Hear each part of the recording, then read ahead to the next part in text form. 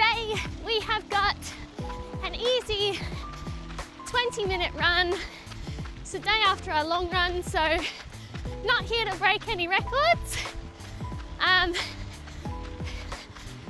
Just interested in just sort of moving the body.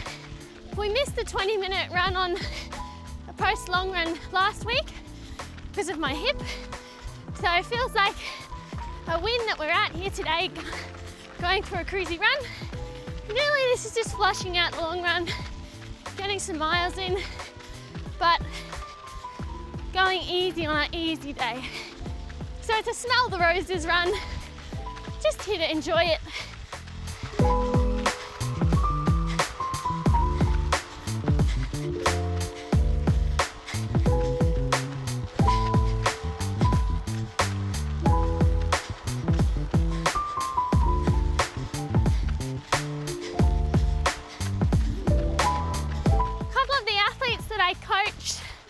We're racing today, and I'm really proud of all of them. There were some really good runs in there, and some runs that some of my athletes were still proud of themselves with, but wanted a different result. So I thought I'd recap the amazing thing about running is it's about so much more than just race day. Of course, accolades and success are a major driving factor behind elite level training, or any training for that matter. But the thing is, I was saying to my athletes, running is about how you learn the art of working as a team with your training group, the art of respecting a program, discipline, joy, being alone with your thoughts on those long runs where, you know, it's nothing but your footsteps, and all of the amazing factors that go into simply being athletes and turning up to training or races, rain, hail or shine, is something to be so proud of. So regardless of race result, you can always be proud of yourself as a runner. There's also the whole thing that, what's your motivation behind running? Do you love training? Do you love the friendships? Do you love that it helps you explore and see the world? Do you love the races? Do you love the time away from a desk? You know, there's so much to running. And I think sometimes we get caught up in races, times, distances, but you're also allowed to just love running for the love of running and for the craft.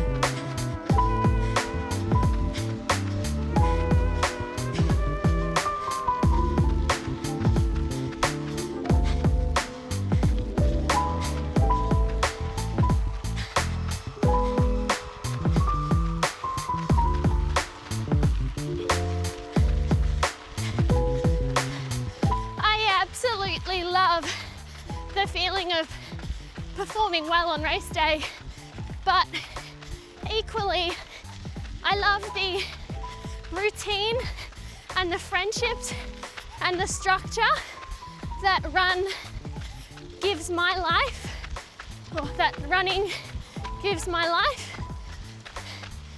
It's incredibly enriching for me, and I hope that and finds their thing that outside of work, outside of life's stresses, they can do.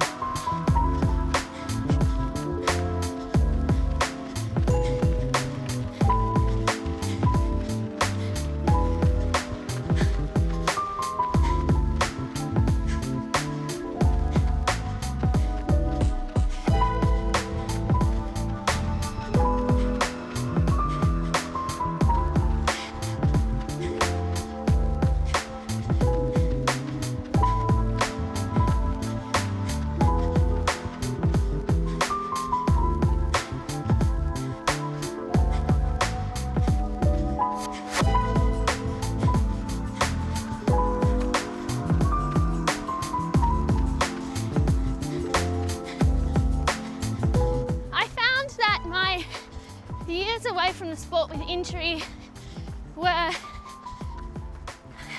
incredibly important in finding what I wanted in life outside of sport or outside of me competing. And I found my now husband. I began navigating my career.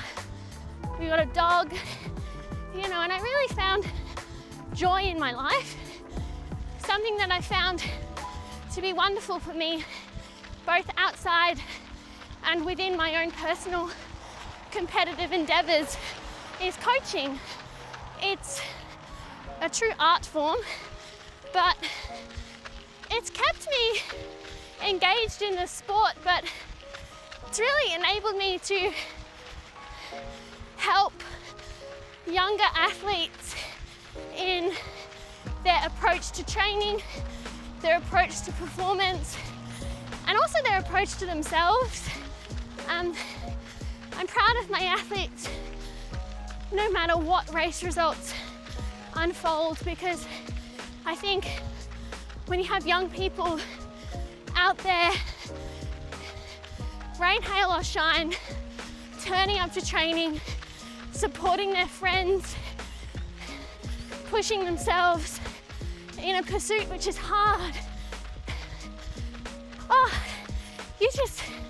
I'm so proud of them. And I've also found coaching is an incredibly amazing way to remind myself of the bigger picture, especially with my return to competition. If you're telling young athletes to go out and enjoy themselves and to be excited about race day, it would be a bit contradictory if you were just a bundle of nerves. So I found coaching has brought me closer to a healthy mindset with both myself and the sport, and that there really is no such thing as failure when you're just out there doing your best. And it's so cliche, but it's so true.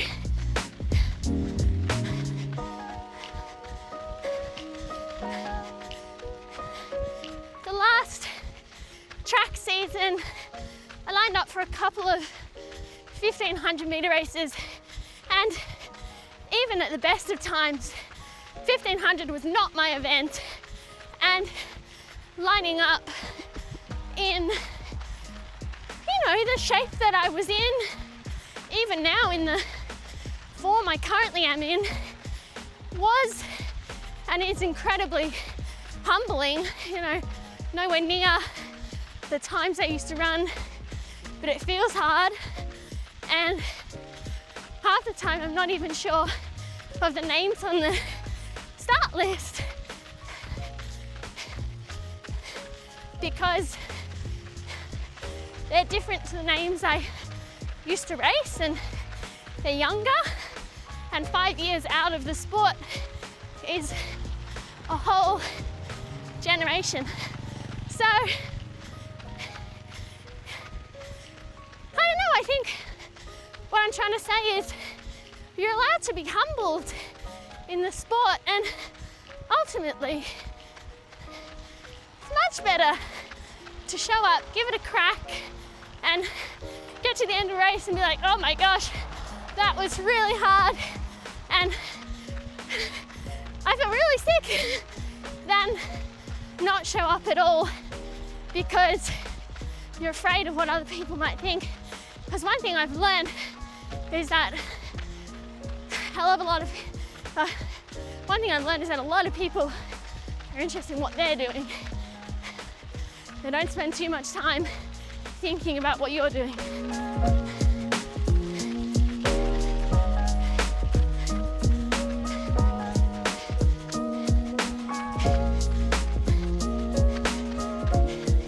There's some imagery that I love, that different stages and phases of your life is like a quilt patch, and it all gets weaved together to form your unique tapestry.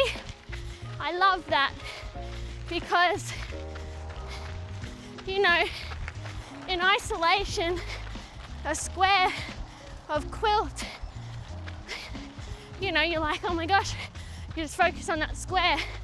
But when it's combined into a tapestry and woven together, it forms a beautiful pattern of colour and vibrancy, and it's unique to you.